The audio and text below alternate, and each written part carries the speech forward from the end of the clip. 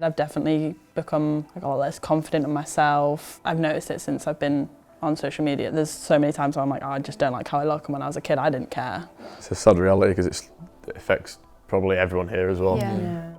Social media is feeding children a diet of unattainable perfection, offering quick fix solutions to problems that don't even exist. Some countries have begun trying to deal with the fallout, such as Australia's ban on social media for under 16s. Most of the school holidays coming up, rather than spending it scrolling on your phone. And here in the UK, the same is being considered. This will include the option of banning social media for children under 16. And now the Children's Commissioner for England has warned that children are being repeatedly exposed to content, encouraging them to change the way they look. Here in Leeds, these teenagers say seeing ways to perfect themselves has become the new norm. A lot of you have said that it's made you think that maybe you could enhance certain parts of you. Do you think that's a dangerous thing about social media and content? Definitely. It's like if you don't look like the influencers you're seeing, this idealised version of somebody, you're not good enough and you won't really get very far. Recently, I've been getting quite a bit on like jaw surgery, hair transplants, just things like that, like when it's constantly pushed onto you. Not only does it feel more accessible, it feels like it's more of a necessity that you kind of have to have. The Children's Commissioner has told Channel 4 News exclusively that their report has worrying findings. A quarter of children have seen ads promoting steroid use for muscle growth. Over a third are being targeted with weight loss injections. And among Black and Asian children, more than a third are exposed to content pushing skin lightening products. Even though many skin lightening creams contain dangerous ingredients that are illegal to sell in the UK, adverts are still flooding social media feeds. As a South Asian brown girl, I get a lot of content around appearance improvement. So this could be related to skin whitening treatments, pills, bleaching. That feels quite shocking to me. It strips you off of your confidence, but also off of your identity. It can make you feel like that there's this standard that you need to achieve, which is not a great feeling. The report recommends that the Online Safety Act needs to be amended so that children can't be targeted by any advertisements. The government launched something called the Online Safety Act, and it's meant to protect under 18s from harmful content. Do you feel like it's working well, in your opinion? I didn't even know they did that. No, So. exactly. Yeah, I think that explains the question. Yeah. Yeah, what do they define as harmful in terms of, like nudity and maybe more sexualised content, but then there is the stuff that's attacking people's confidence and how they look in themselves, and I think that's what we should be worrying about right now, because that's a massive issue. TikTok say they've removed the content we have flagged, which violated their community guidelines. You spoke a lot about being served toxic and extremist content. Do you think that type of content should be banned for under 18s? I personally don't think so. Like, it might sound shocking, but if you ban all of the content, then you don't get the good parts of it. I don't think banning videos for under 18s is going to actually help anybody. Young people are very smart. They can still find ways to sort of access that kind of content and those kind of like products. What one person deems toxic, someone else wouldn't. So if you remove some of it, then other people will be like, why is it gone? Asked to consider whether their skin is too dark, their muscles too small, their waistlines too big, is this the new childhood experience? Well, earlier I spoke to Dame Rachel de Souza, the Children's Commissioner for England. Look, I've probably seen everything, but I was really shocked by what my report finds today. So we talked to a few thousand young people, teenagers, and we asked them what they were seeing online. They told me they were seeing adverts for Ozempic, for skin bleaching, particularly Black and Asian children were being targeted with those, weight loss, dieting drugs, Botox and fillers targeted at 15-year-olds. More than 2/3 of the children we talked to said that basically they felt their self-esteem was affected by that. 1 in 10 bought the products.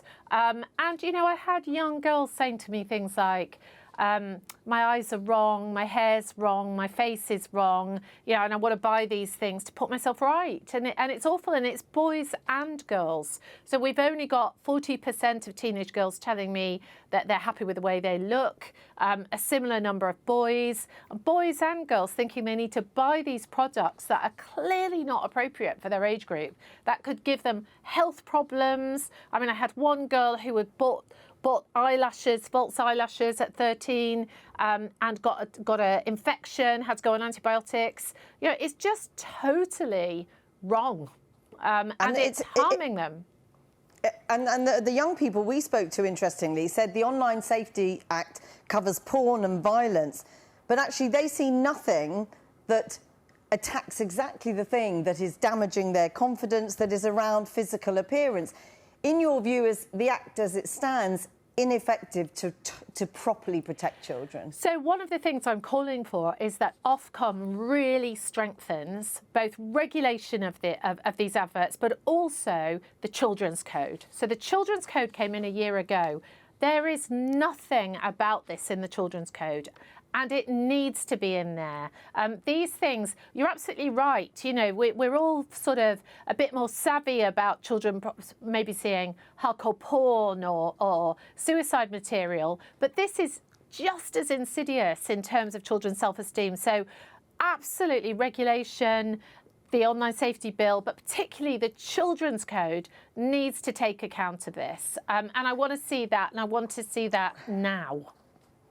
But isn't the problem that the online space is like outer space now? It is vast and it is growing exponentially. Yep. And organisations, regulatory bodies like Ofcom, or the Advertising Standards Authority, they're just being simply outrun by the social media platforms.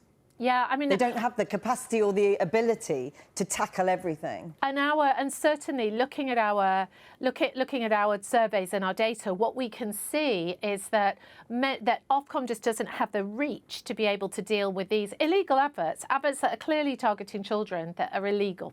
And they just do not have the capacity to keep up. And you can see, I mean, we talk about, I've been looking closely at Australia, where they've brought in, you know, social media ban. They've identified 11 of the social media companies. But what's happened has been mass migration of children to sites that aren't named. There was one Lemonade that we had just these sorts of problems on in Australia recently. So you know, it is really tricky. And yet, you know, what kids are rightly saying to me is, we want these things to be safe by design. We want to be able to have our right to safely use the internet, and clearly they can't. So, you know, I do think... So where does the responsibility lie now? Yeah. So look, I think that there is no question that the online safety bill is moving in the right direction, and we need to make sure regulation and support for children is correct. But I also, you know, we talk a lot, and there's just been a big debate in the House of Lords in Westminster